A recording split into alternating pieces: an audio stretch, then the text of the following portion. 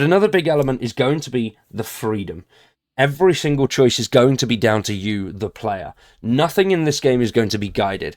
There is a difficulty selection, so you can have a little bit of guidance if you'd like it, but if you want to play the game in just a normal standard mode, then you will have nothing. There's no sort of quest line to follow. There's no right or wrong way to go.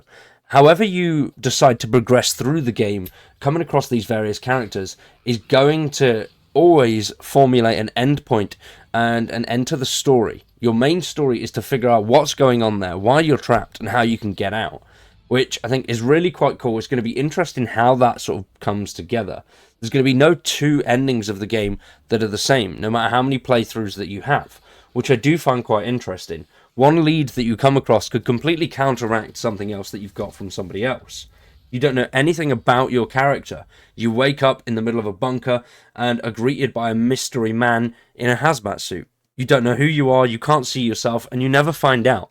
So that is something that is going to be useful to you in the actual quarantine zone. People have been there for 5 years and you're a new face. Now you will be able to use that to your advantage in some settings, but others it may cause a little bit of alarm and people may not like you or even trust you right away. So approaching various NPC encounters in completely different ways each time you do it, depending on who you're coming across, is really going to benefit you. You can even kill any character in the game that you want, and you will still have some form of ending.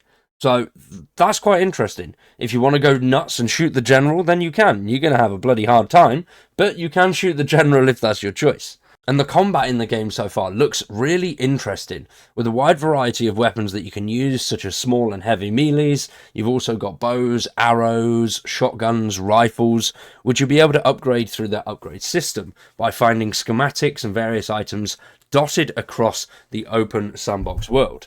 Now, it does look like there's going to be various sections of the game rather than one giant open world, but we'll have to wait and see how that progresses.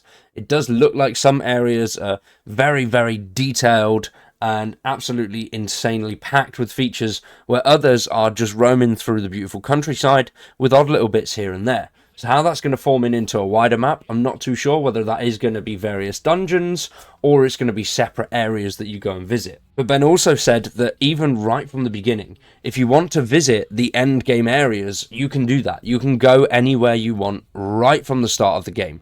There's nothing locking you, there's no quests that you have to complete to get to certain points, which is quite cool. Now,